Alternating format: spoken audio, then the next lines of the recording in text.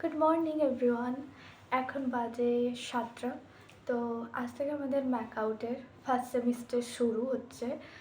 তো এটা আমার কলেজের ফার্স্ট এক্সাম। তো I am very excited for this, but little nervous.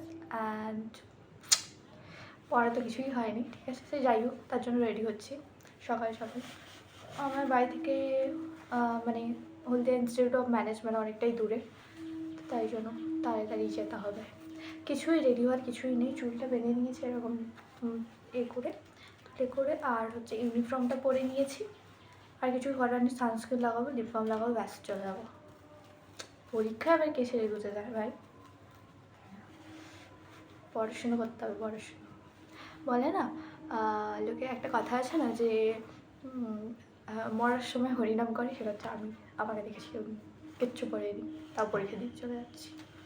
সে যাই হোক, পরীক্ষা কেমন হয়েছে পরে বলবো। তো আপাতত এই পর্যন্ত, চলো।